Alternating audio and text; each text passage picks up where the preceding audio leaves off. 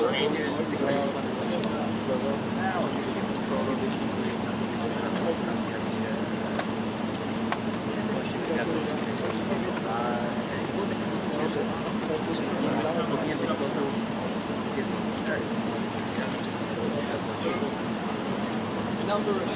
Sta arrivando.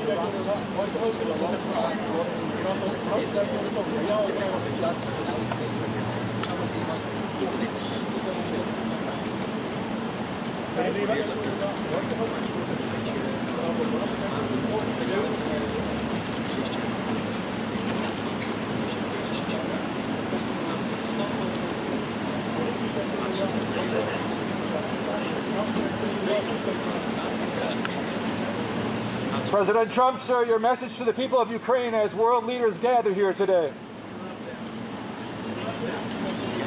And Russia continues to attack civilians, this time in Kharkiv, killing many. Is there a just offer for peace on the table? Will you cede land to Russia?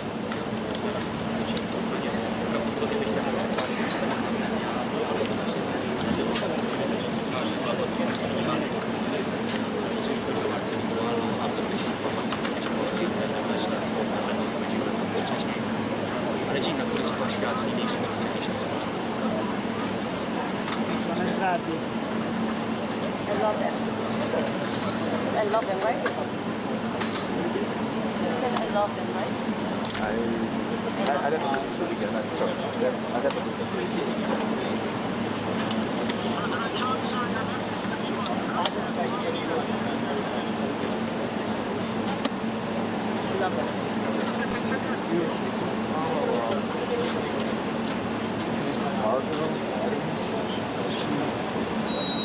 She's videotaped everything with your phone. Follow her. Margot. Who I love them, right? Benjamin? Who I love them, right? Alright, we head inside. See you watch us. Hit up. Thank you. Yeah. Thank you. Appreciate it. Coming through, hot coffee. Yep, hot coffee. Hot coffee. Hot pot. Hot pot. Hot pot. A better angle and audio.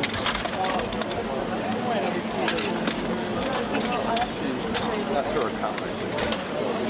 Gotta go? Yep. Whole thing? Yep. Bit of deal. Oh. Back right here.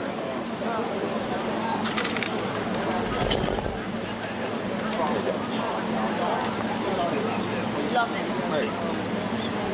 Good. One! Oh! Yeah! One!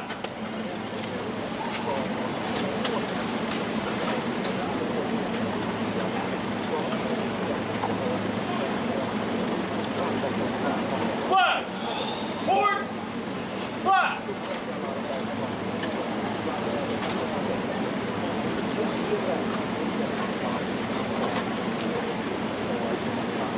Who was your best friend?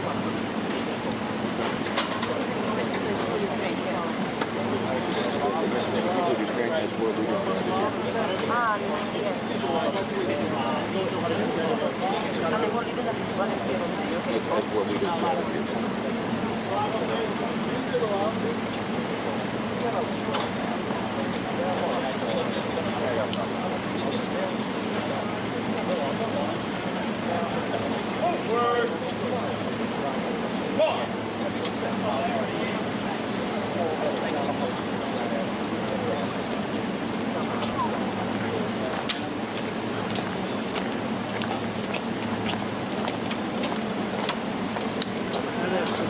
Ahora se van.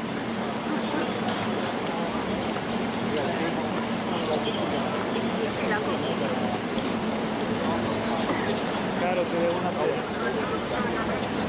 ¿Quieres baño? ¿Ah?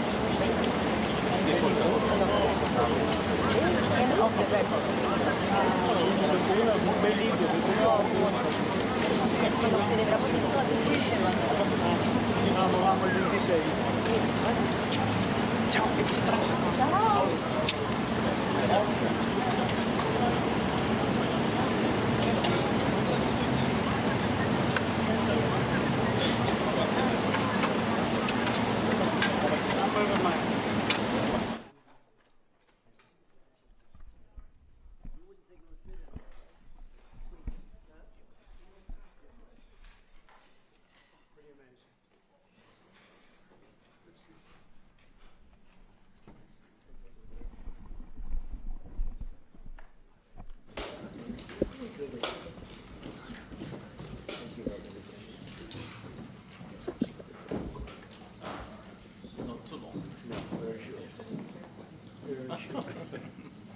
between us. Well, thank you very much. It's an honor to have the President of Ukraine with us. We've had a lot of good discussions, a lot of good talks, and I think progress is being made, very, very substantial progress in many ways. We had a good meeting, as you know, just a short while ago with the President of Russia, and I think there's a possibility that something could come out of it, and today's meeting is very important. We have, I guess, the seven very powerful leaders from Europe, and we're going to be meeting with them right after this meeting, and thank you very much for being here. Thank you so much, Mr. President. If I can, first of all, thank Please. you for invitation, and thank you very much for your efforts, personal efforts to stop killings and stop this war. Thank you, and using this opportunity, many thanks to your wife, First Lady of the United States. She sent a letter to Putin about our children, abducted children, and my wife, she, First Lady of Ukraine, she gave the letter. It's not to you, to your wife. Oh, I want it. Yeah. So we are saying this sensitive topic, yes, please. And thanks to our partners, and that you supported this format, that after our meeting we can have leaders who are around us, UK, France, Germany, Italy, Finland, EU, NATO, I mean all partners around Ukraine supporting us. Thanks to them, and thank you very much for invitation. Thank you very much for being here. President Trump.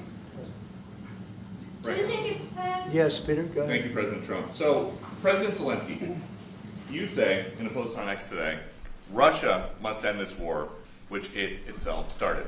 President Trump, you say President Zelensky of Ukraine can end the war with Russia almost immediately if he wants to. Which is it? Yeah, I think that's true. I think they'll. We're going to have a meeting. I think if everything works out well today, we'll have a trilat.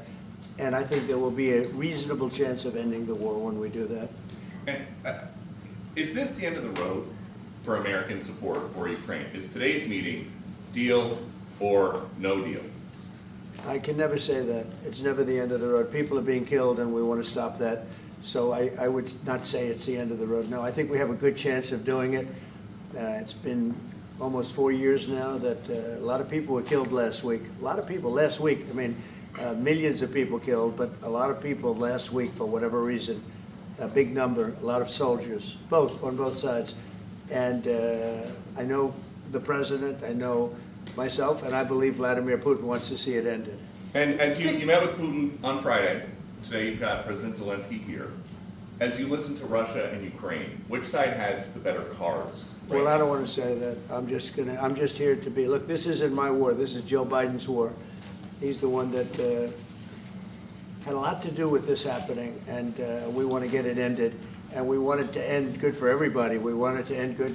The people of Ukraine have suffered incredibly. And to that point, President Zelensky, are you prepared to keep sending Ukrainian troops to their deaths for another couple years, or are you going to agree to redraw the maps? Thank you for your question. So, first of all, we live under each day attacks. That today have been a lot of attacks and a lot of wounded people, and the child was dead, small one year and a half. So we need to stop this war, to stop Russia, and we need support American and European partners. And we will do our best for this. So, and I think we show that we are strong people, and we supported the idea of the United States, of personally of President Trump, to stop this war, to make a diplomatic way of finishing this war. And we are ready for trilateral, as President said. This is a good signal about trilateral. I think this is very good. Thank you. Mr. President,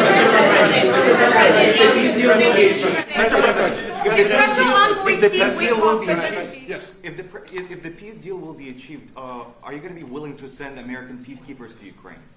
Well, we're going to work with Ukraine. We're going to work with everybody, and we're going to make sure that if there's peace, the peace is going to stay long-term. This is very long-term. We're not talking about a 2-year peace and then we end up in this mess again. We're going to make sure that everything's good. We'll work with Russia. We're going to work with Ukraine. And we're going to make sure it works. And I think if we can get to peace, it's going to work. I have no doubt about it. Your team has talked about security guarantees. Could that involve U.S. troops? Would you roll that out in the future? We'll let you know that maybe later today. We're meeting with 7 great leaders of great countries also, and we'll be talking about that. They'll all be involved, but there'll be a lot of help. When it comes to security, there's going to be a lot of help. It's going to be good. They are first line of defense because they're there. They're Europe. But we're going to help them out also. We'll be involved. Mr. President, Vladimir Putin mentioned that the war will not end without addressing the root causes of this war. Have you had an understanding what are the root causes of this war? Well, look, the war is going to end.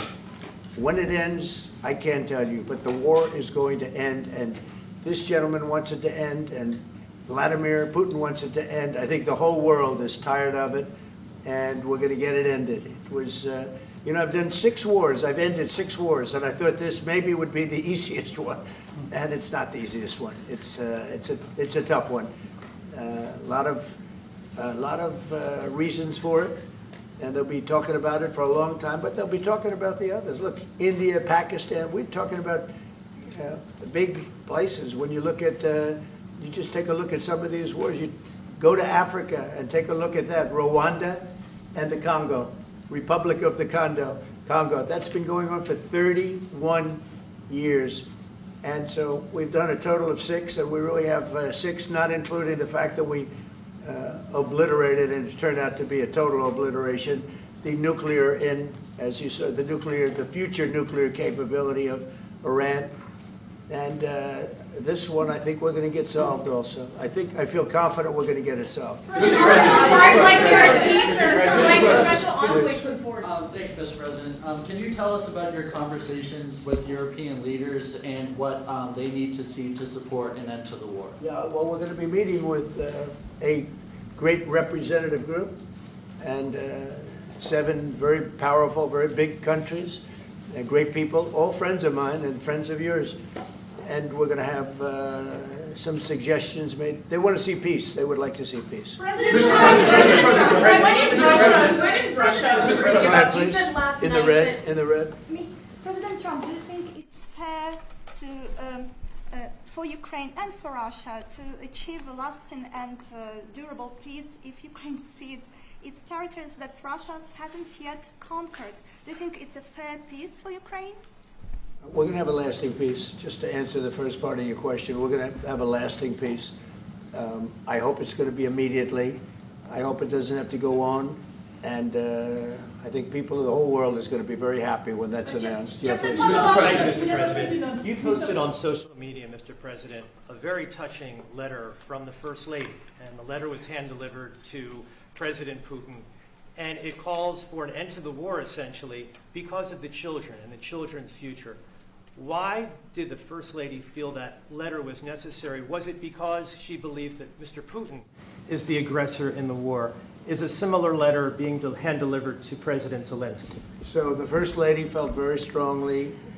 She's watched the same thing that you watch and that I watch. I see things that you don't get to see, and it's horrible. But when she's got a great love of children, she has a wonderful son that she loves, probably more than anybody, including me. I hate to say it, but she loves her son. She loves children, and she hates to see something like this happening. And that goes for other wars too. I mean, she sees the heartbreak, the parents, the funerals that you see on television. Always funerals. We want to see something other than funerals. No, she felt. It was a beautiful letter. It was very well received by him. And she did ask me to say, she would love to see this end. She would love to see it end. And she says it very openly, very proudly, and with great sorrow because so many people have been killed. Mr. President, last week, Brian, go ahead, Brian. Yes, sir. I've got a question for each of you. Yes. First of all, President Zelensky. You look fabulous in that suit. I said the same thing. Yeah, you look good. I said the same thing. Yeah, looks good on I you. said the one that attacked you last time. See, now he's I remember that. Yeah, I apologize to you. You look wonderful. No, my first question for you, President Zelensky. In the same suit. You see, I changed you. Maybe yours is much better than mine. Real quickly, upon peace, God willing we get peace, are you open to holding an election in your country? Yes, of course. We are open for election, yes.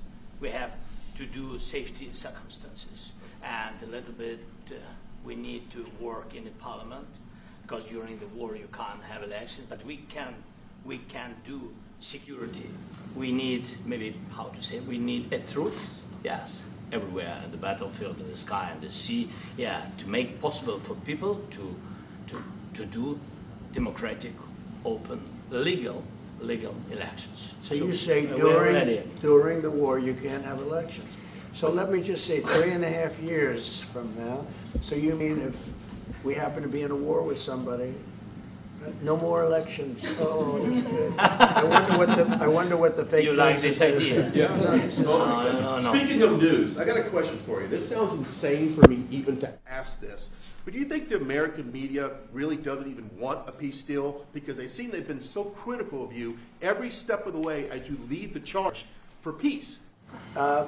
It's an amazing phenomenon. I said that if in the settlement you got Moscow, St. Petersburg, and thousands of miles around them, they would say, I made a bad deal. The level of hatred and animosity is incredible. Not with all. I mean, we have great people up here. We also have terrible people up there that I think are told what to say. But, you know, in solving all of these wars, they don't even write about it. You know, I saw major wars. I saw wars that have been going on for 31, 35, and 37, and a couple of quicker ones. One that was going to go into a full-blown deal very quickly. You know what the one I'm talking about. It was a big one. But they don't even write about that. No matter what I do, no matter what, and you know, this is not anything to do with you. It's probably to your advantage in a certain way. But no matter what I do, no matter what deal I make, from my standpoint, you'll come out good. Maybe President Putin will come out good. But they'll say, Trump was absolutely horrible. It's just that, and I've lived with that for a long time. I've lived with it since just before the first election. I used to get great publicity. Now I get the worst publicity anyone's ever gotten in office, but I won in a landslide, so that people understand. They're the only ones that count, ultimately. But I've also had great reporters. I've had journalists that are very good. But it's very sad when you do the right thing. As an example, they said, because of the fact that Vladimir Putin came to American soil, this was a tremendous defeat for Donald Trump. No, it was really wonderful that he did it. It was a hard thing for him to do, to be honest with you. It was the opposite of what they said, but they said it. Now, if he didn't come, they'd say that was also bad for Trump. You know, there's no way. And there's just a great dishonesty of the press, and I think that's why it's lost its credibility. You know, its credibility is at an all-time low. We have a thing going on right now in D.C. We went from the most unsafe place anywhere to a place that now friends are calling me up, Democrats are calling me up, and they're saying, sir, I want to thank you. My wife and I went out to dinner last night for the first time in 4 years, and Washington, D.C. is safe, and you did that in 4 days. I'll tell you, it's safe. I had another friend of mine, he has a son who's a great golfer, he's on tour, and he came in 4th yesterday in the big tournament where Scotty Scheffler made the great shot, and he said his son is going to dinner in Washington, D.C. tonight. I said, would you have allowed that to happen a year ago? He said, no way, no way. He said, what you've done is incredible. And I think the people realize it. But the press says, he's a dictator, he's trying to take over. No, all I want is security for our people. But people that haven't gone out to dinner in Washington, D.C. in 2 years are going out to dinner. And the restaurants the last 2 days were busier than they've been in a long time. Sir, Thank I you. walked around yesterday with MTG. If you could walk around with DC with MTG and not be attacked, the city is safe. Thank you, Mr. President. Last week, you warned of what you called severe consequences if a 30-day ceasefire or any type of ceasefire were not agreed to by Russia. Will there be severe consequences? Does that change because of the I don't meeting think you with need a President Putin? ceasefire. You know, if you look at the 6 deals that I settled this year, they were all at war. I didn't do any ceasefires. And I know that it might be good to have, but I can also understand strategically why, well, you know, one country or the other wouldn't want it. You have a ceasefire and they rebuild and rebuild and rebuild, and, you know, maybe they don't want that. But if you look at the 6 deals that we made peace and you know, long-term, long-running wars, I didn't do any ceasefires. Would I like the concept. You know, I like the concept of a ceasefire for one reason, because you'd stop killing people immediately, as opposed to in 2 weeks or 1 week or whatever it takes. But we can work a deal where we're working on a peace deal while they're fighting. They have to fight. I wish they could stop. I'd like them to stop. But strategically, that could be a disadvantage for one side or the other. But all of these deals I made without even the mention of the words ceasefire. President Zelensky, are you disappointed that there's no ceasefire? The decision to offer Ukraine Article 5-like security guarantees, but stop short of pushing for their full membership? Yeah, well, we haven't done anything on that yet. If you look back and you go back long before President Putin, it was always a statement that they would never allow Ukraine into NATO. So that was a statement that was made, but we haven't discussed any of that yet. We're going to be discussing it today. But we will give them very good protection, very good security. That's part of it. And the people that are waiting for us, they are, I think they're very like-minded. They want to help out all. Thank you, President. Thank you, President Trump. Are you disappointed there's no ceasefire, Mr. President? The United States has already given hundreds of billions of dollars to this war effort in Ukraine. At best, it is a stalemate, and the killing continues. So, President Trump, how much more is the United States willing to give Ukraine? And President Zelensky, how much more do you want? Well, I'll start off just by saying we're not giving anything now. We're selling weapons. This is something before, I guess the number is well over $300 billion. That was under Joe Biden, a corrupt politician, not a smart man, never was. By the way, go back 40 years, he was not a smart man 40 years ago either, but now he's in particular bad. This was done by a corrupt administration that shouldn't have been in, and frankly, if the right results of the election were given, if I were president, this war would have never taken place, and he would have been very happy, because he would have liked to have seen. I mean, they went through hell. He went through hell. This war would have never happened, and the people that were killed, a couple of million people, a lot of people with soldiers and everything else, and the people that have been displaced and forced into other areas and other countries because of what's happened, none of that would have happened. And I'm just saying that he was a horrible president, whether it was the borders or this. He was just a horrible, corrupt president. Thank you so much. So first of all, we have possibility now to buy weapons from the United States. We are thankful for this program and this opportunity. We are thankful for Europe. They pay for this.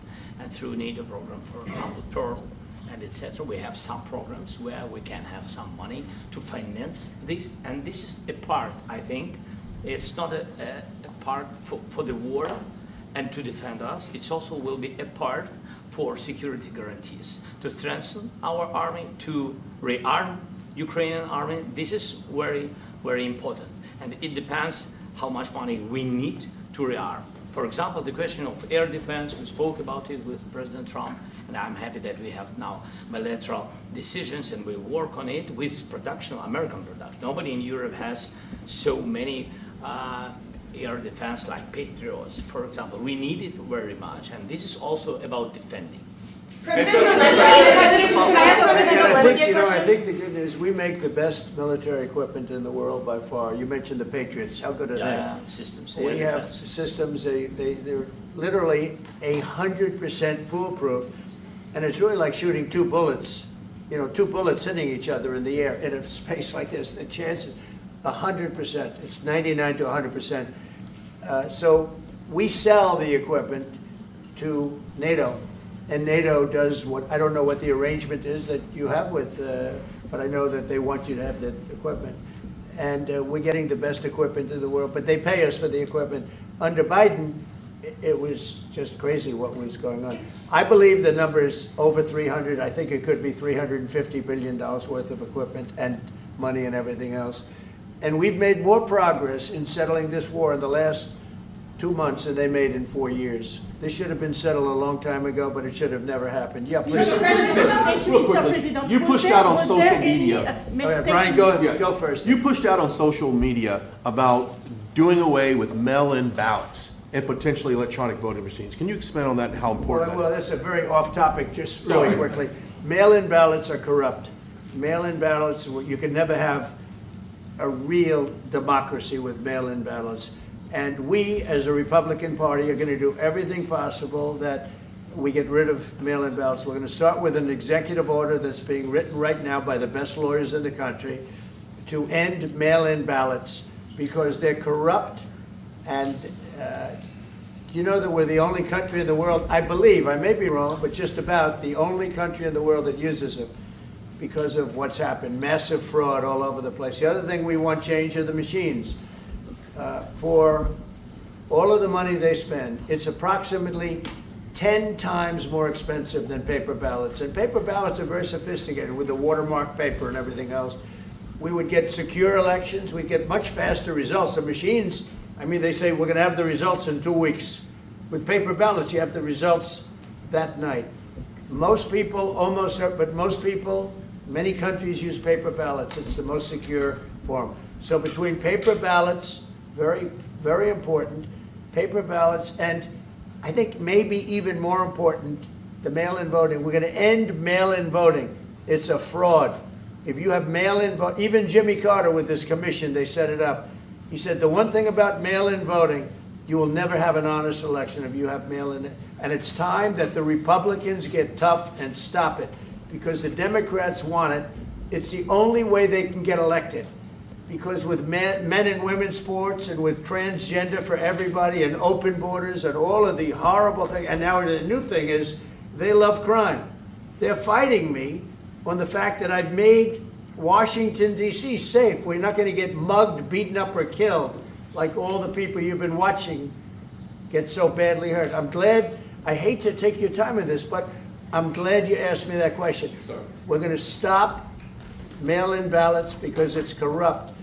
You know, when you go to a voting booth and you do it the right way and you go to a state that runs it properly, you go in, they even ask me, they asked me for my license plate, for identity. I said, I don't know if I have it. They said, sir, you have to have it. I was very impressed, actually. But it's very hard to cheat with mail-in voting. As you know what happens in California, it's so corrupt, where some people get 5, 6, 7 ballots delivered to them. Now, we got to stop mail-in voting, and the Republicans have to lead the charge. The Democrats want it because they have horrible policy. If you have mail-in voting, you're not going to have many Democrats get elected. That's bigger than anything having to do with redistricting, believe me. And the Republicans have to get smart. We're not going to have a country. I said for a long time at rallies, you need borders and you need free and fair elections. Those two things, otherwise you don't have. We have strong borders now. In 90 days, Mr. President, we didn't have 1, 0, 0, and 3 months. Not one person came in illegally into our country. In fact, even I find that hard to believe, but it's run by a little bit of a liberal group that put out the numbers, so I guess it's, but 0, 0, and 0. You go back a year ago, 2 years ago, 3, millions of people poured into our country. It was terrible. Thank you very much. What security guarantees do you need from President Trump to be able to make a deal? Is it American troops, intelligence, equipment? What is it? Everything. And really, it includes 2 parts. First, strong Ukrainian army. That's what I began to discuss with your colleagues.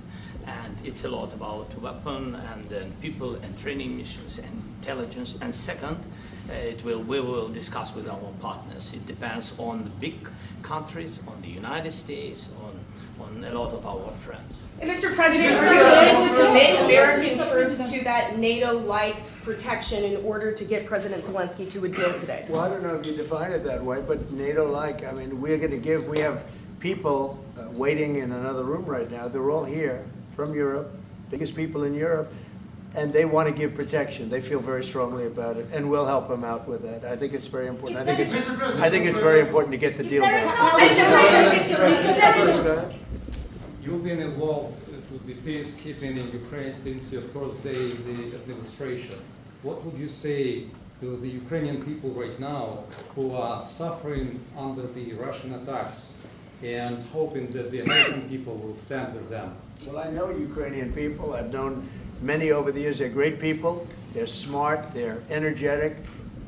They love their country. I mean, they love their country, and we want to get this war ended. That's all I can do. I love the Ukrainian people, but I love all people. I love the Russian people. I love them all. I want to get the war stopped. Very important. Mr. President, was there any aspect of your discussion with Vladimir Putin that left you disappointed? Look, we just spoke to, I was just telling the president, I just spoke to President Putin indirectly, and we're going to have a phone call right after these meetings today. And we may or may not have a trilat. If we don't have a trilat, then the fighting continues. And if we do, we have a good chance. I think if we have a trilat, there's a good chance of maybe ending it. But he's expecting my call when we're finished with this meeting. Thank you very much, everybody. Thank you, guys.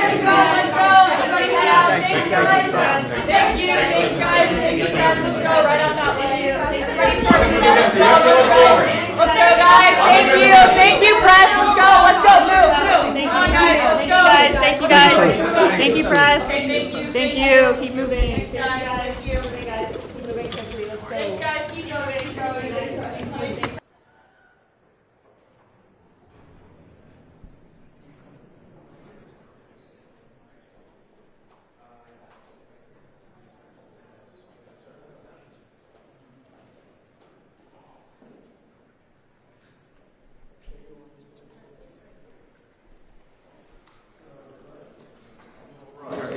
Now understand.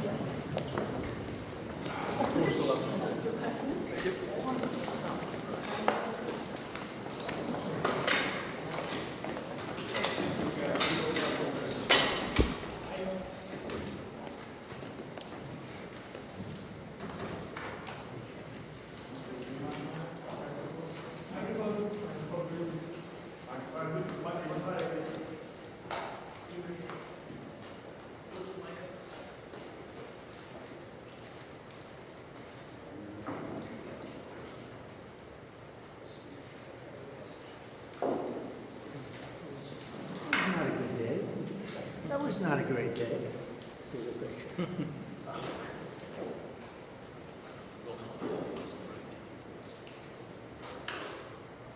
Is everything okay? You all set? Thank you very much. Thank you very much. Appreciate it.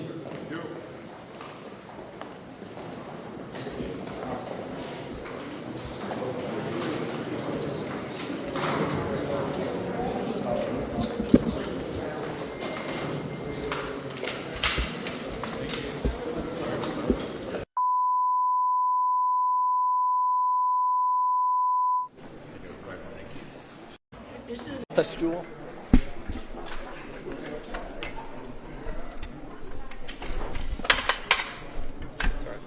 Sorry. Thank you. Are y'all just going to be standing right here? Okay for a second? Yeah. Okay.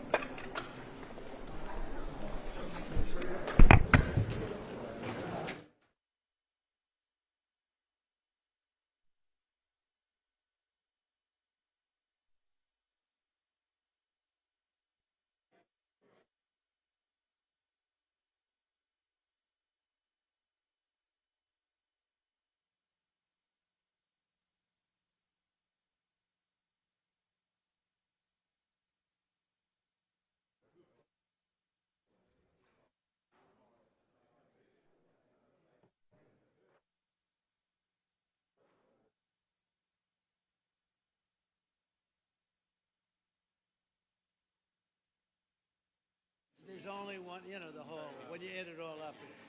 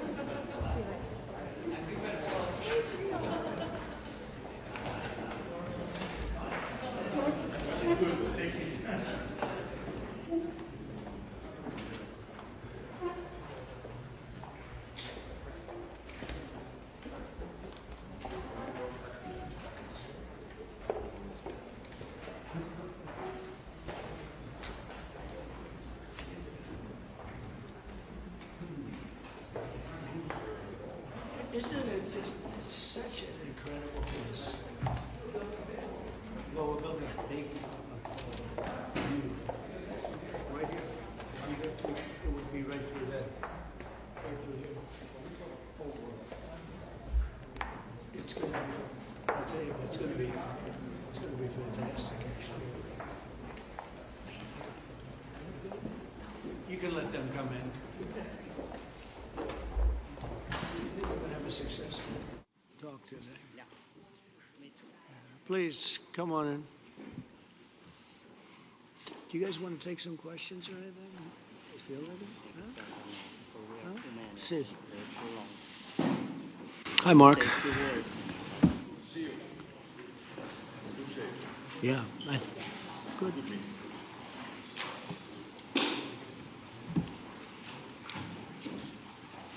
Well, thank you very much. It's a great honor to have you here. Special place, White House is special no matter where you're from. Represents so much, and it really is beautiful. Thank you for all of the wonderful things that took place today. We've had a very successful day thus far. Important discussions as we work to end the killing and stop the war in Ukraine. We're all working for the same goal, very simple goal. We want to stop the killing, get this settled. I've just had the honor of being with President Zelensky and all of the discussions that we've had. We covered a lot of territory, and I spoke indirectly with President Putin today. We're going to call President Putin right after this meeting. I'm sure we're going to have a solid meeting, good meeting, maybe a great meeting, and we're going to try and work out a trilat after that and see if we can get it finished, put this to sleep, because this is not since the Second World War has there been anything like this. So I'm honored to welcome NATO Secretary General Mark Rutte, who's a great gentleman, great political leader in Europe generally, but now he's the NATO Secretary General, and you're doing a fantastic job. Thank you very much, Mark. Prime Minister Starmer of the United Kingdom, our friend and my friend, and doing really well, and people like him a lot. We all like him. Everyone knows President Macron of France, who's been with me from the beginning, one of the first people I met as a foreign dignitary, and I liked him from day one. And I like him even more now. That's pretty good. That's unusual. That's a pretty unusual thing.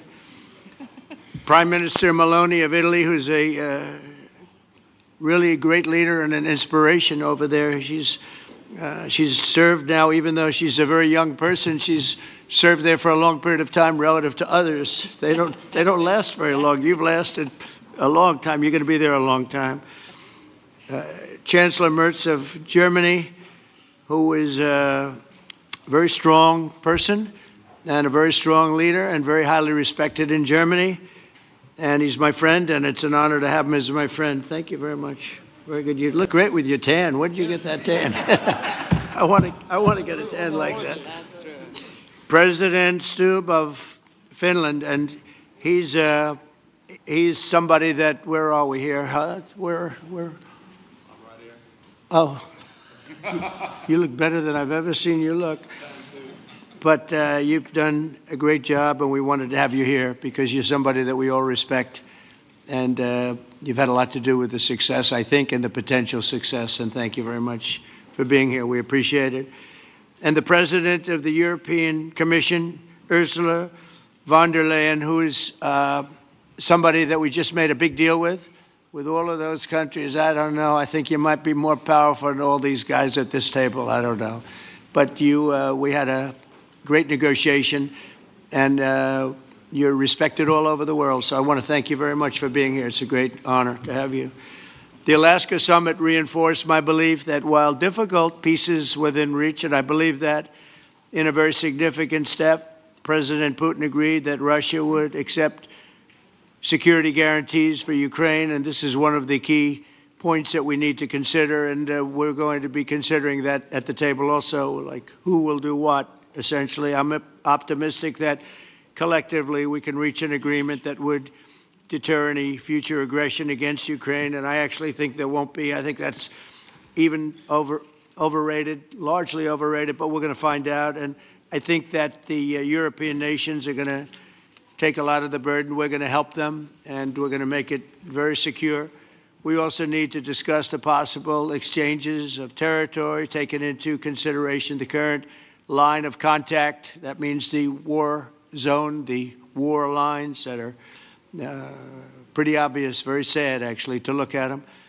And negotiating positions. President Putin, also, you have President of Ukraine, who is, you just met a little while ago, and we're going to try and get a three-party meeting, maybe as soon as we can. And I have a feeling you and President Putin are going to work something out. Ultimately, this is a decision that can only be made by President Zelensky and by the people of Ukraine working also together in agreement with President Putin. And I just think that's very good things are going to come of it. So I hope we have a good meeting. And if we can have a good meeting, I'll set up a meeting with President Putin. And if you'd like, I'll go to that meeting. And not that I want to do that, but I will do that because we want to save a lot of people from dying. A lot of people are dying, and we got to save them. We got to save it. 5,000, 6,000, 7,000 people sometimes a week. All of us would obviously prefer an immediate ceasefire while we work on a lasting peace, and maybe something like that could happen. As of this moment, it's not happening, but President Zelensky and President Putin can talk a little bit more about that. You know, in the 6 or so wars that we stopped, we haven't had a ceasefire.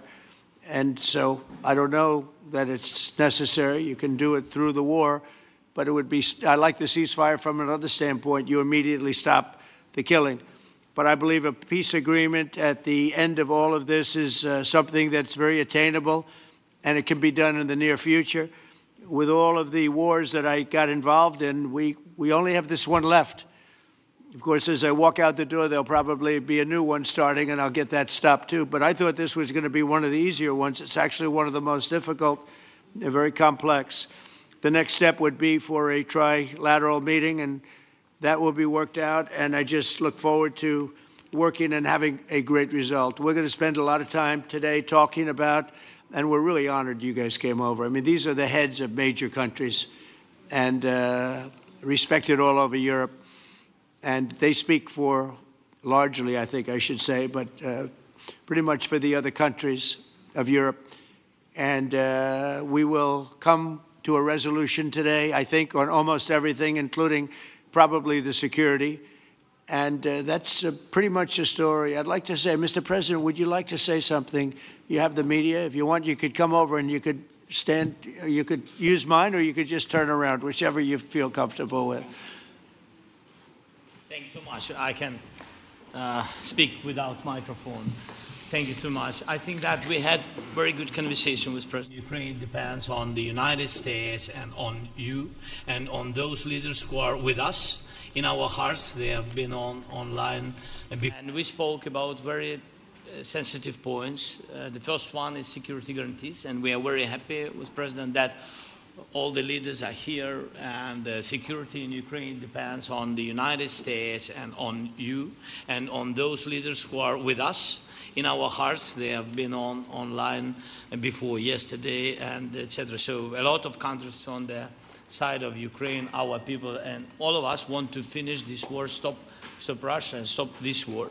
We spoke about it, and we will speak more about security guarantees. This is very important that the United States gives such strong signal and is ready for security guarantees.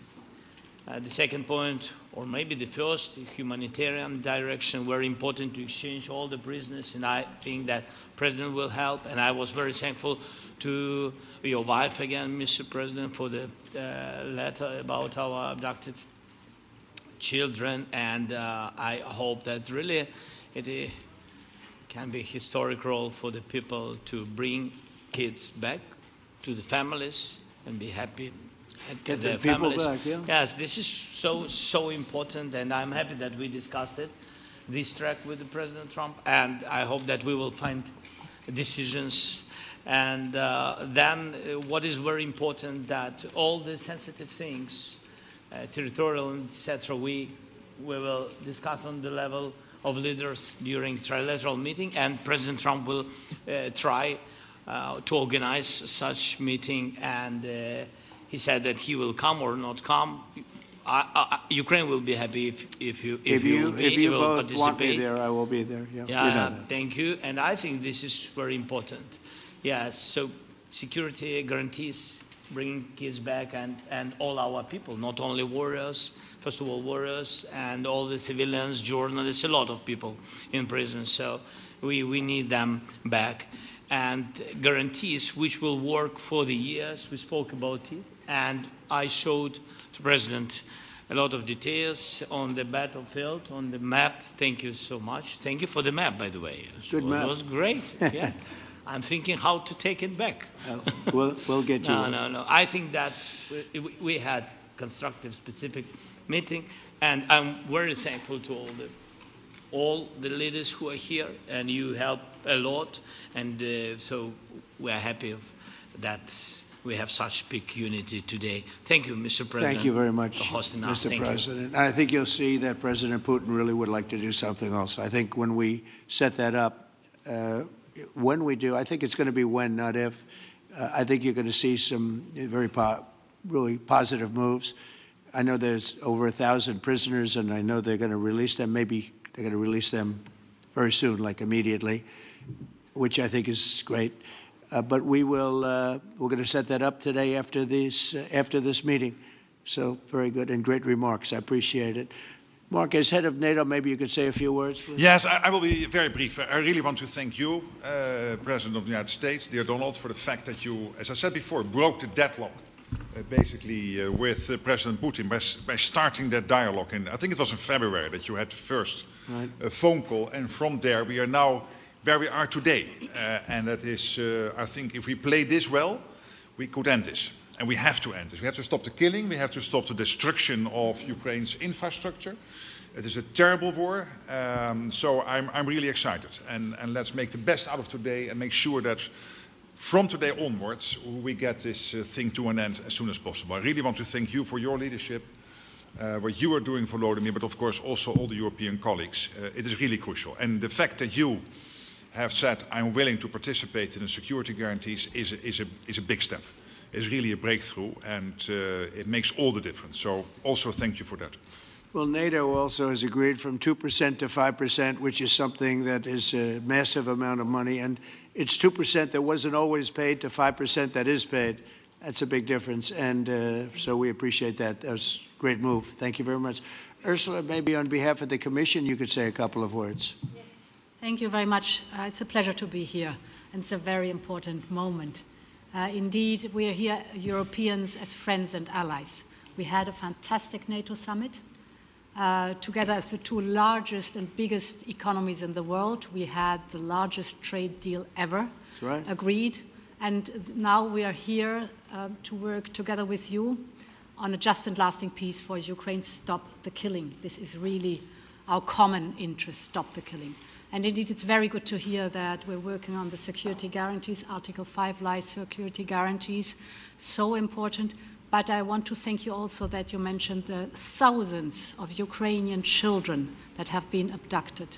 And as a mother and grandmother, every single child has to go back to its family. This should be one of our main priorities also in these negotiations, to make sure that the children come back to Ukraine, to their families.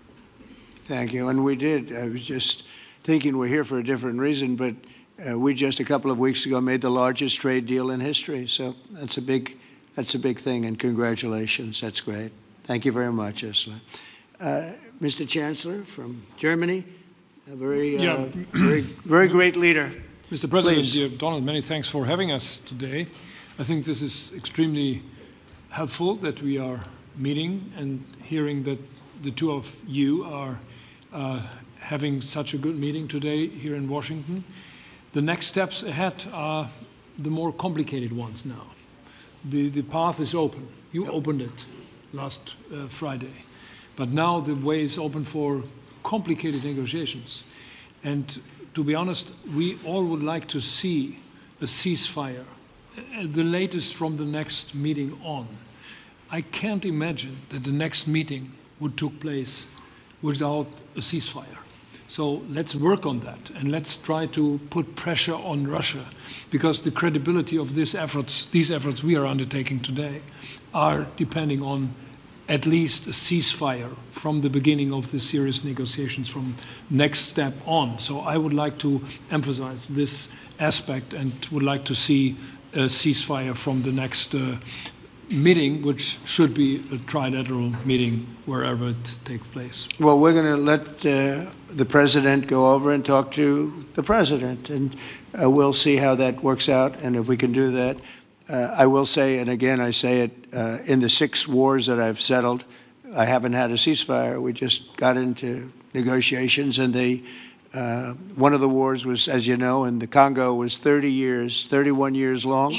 Another one that we settled last week with 2 great countries was 35 years going on, and we had no ceasefire. So if we can do the ceasefire, great. And if we don't do a ceasefire, because many other points were given to us, many points were given to us, great points. Please, Georgia, go ahead. Well, thank you very much, Donald, Mr. President, for hosting us today in this important meeting. And I think it is an important day, a new phase, after 3 years and a half that we didn't see any kind of sign from the Russian side that there was a willing for dialogue. So something is changing, something has changed, thanks to you. Thanks also to the stalling in the battlefield, which was achieved with the bravery of Ukrainians and with the unity that we all provided to Ukraine. And the reason why I mention it is that we also have to remind that if we want to reach peace and if we want to guarantee justice, we have to do it united. So that's why it's a very good day, the one we are in. You can obviously count on Italy as it was from the beginning. We are on the side of Ukraine, and we do absolutely support your efforts towards peace. We will talk about many important topics. The first one is security guarantees, how to be sure that it won't happen again, which is the precondition of every kind of peace. I'm happy that we will discuss about that. I'm happy that we will begin from a proposal, which is the, let's say, Article 5 model, which was Italian at the beginning. So we are always ready to bring our proposals for peace, for dialogue. It's something we have to build together to guarantee peace and to defend the security of our nation. So thank you, Mr. President, for hosting us. Thank you very much. Emmanuel? Thank you, Mr. President, for organizing this meeting and for your commitment. And everything was said, but I just have to say here, everybody around this table is in favor of peace. And we work very hard, and we've worked very hard during the past few years to have a peace which is a robust and long-standing peace. This is why the idea of a trilateral meeting is very important because this is the only way to fix it. And by the way, I think as a follow-up, we would need probably a quadrilateral meeting, because when we speak about security guarantees, we speak about the whole security of the European continent. And this is why we are all united here with Ukraine on this matter. In order to organize such a trilateral meeting, your idea to ask for a truce or ceasefire, at least to stop the killings, as we discussed, is a necessity. And we all support this idea. And in order to have such a long-standing peace for Ukraine and for the whole continent, we do need these security guarantees. And the first one is clearly a credible Ukrainian army for the years and decades to come. And the second one is our own commitments, all of us. And we worked very hard during the past few months amongst the coalition of the willings, with the support of NATO, to build the different pillars of security guarantees and our commitments. And you can be sure that the Europeans are very lucid about the fact that they have their fair share in these security guarantees for Ukraine, but their own security is clearly at stake in this situation. So you can count on us, as we can count on you, in order to deliver this robust peace for both Ukraine and Europe. Thank you very much, Emmanuel. Mr. Prime Minister. Thank you very much, Mr. President, and thank you for hosting us here. Can I start where Emmanuel started, which is we all want peace.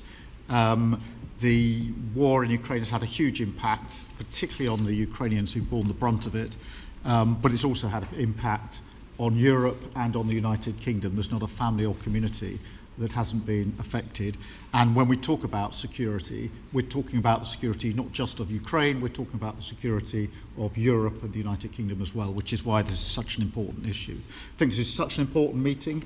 As a group, I think we've had a discussion on the phone a number of times, Mr. President, but be able now to be around the table to take it forward. And I really feel that we can, I think, with the right approach this afternoon, make real progress, particularly on the security guarantees, and your indication of security guarantees of some sort of Article 5 style guarantees fits with what we've been doing with the Coalition of the Willing, which we started some months ago, bringing countries together and showing that we were prepared to step up to the plate when it came to security. With you coming alongside, the US alongside what we've already developed, I think we could take a really important step forward today. A historic step, actually, could come out of this meeting in terms of security for Ukraine and security in Europe. I also feel that we can make real progress towards a just and lasting outcome. Obviously, that has to involve Ukraine, and a trilateral meeting seems the sensible next step. So thank you for being prepared to take that forward, because I think if we can ensure that that is the progress out of this meeting, both security guarantees and some sort of progress on trilateral meeting of some sort to bring some of the difficult issues to a head, then I think today will be seen as a very important day in recent years in relation to a conflict which has gone on for 3 and a bit years, and so far nobody's been able to bring it to this point. So I thank you for that. Well, thank you very much. And, you know, it's very interesting because this is the first for the White House. You can't say that very often. It's seen a lot over the years, since 1800, 1799, to be almost exact.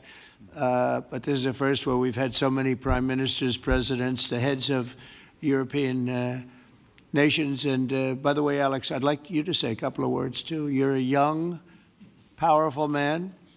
Before I finish up, I want you to say a couple of words. Go ahead. I'll take the notion of youth back to my wife and try to convince her. Thank you very much, Mr. President. I think in the past 2 weeks, we've probably had more progress in ending this war than we have in the past 3.5 years.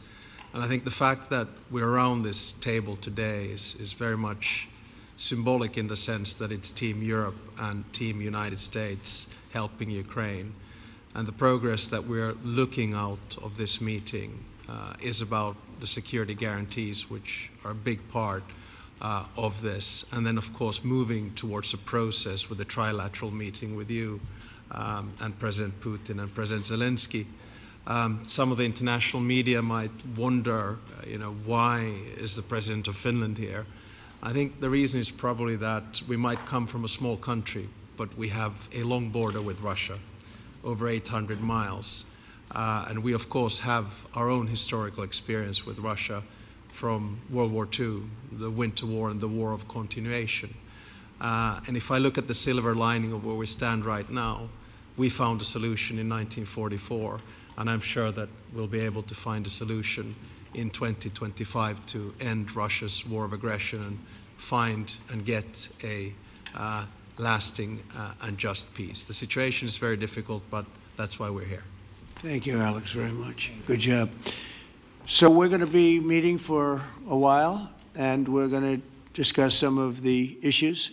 And I don't think there's any issue that's overly complex. It's at a point now where people want to do things. I really do believe. I've known him for a long time. I've always had a great relationship with him. I think that President Putin wants to find an answer too.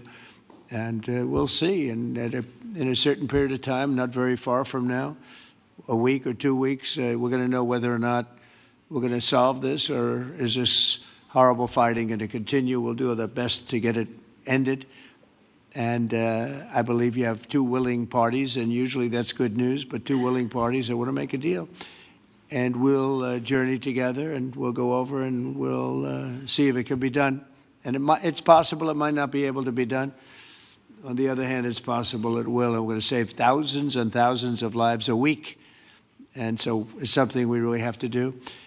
And, or at least we have to give it our best. It's all you can do. You can give it your best. But I think we may have a very good outcome.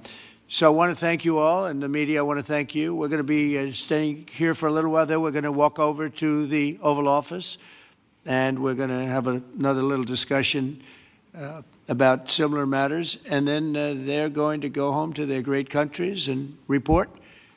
And I'm going to remain here and work, and you're going to go and work. We're all going to be working. We may be in a different location, but that's what we know how to do is work. But I want to thank the media. Has been actually very fair, generally speaking, very fair. I think it's important that they're fair because this is a very important subject. We have to get it ended, and so that's all we ask for is fairness with the media. Thank you all very much. Appreciate it. Thank you very much.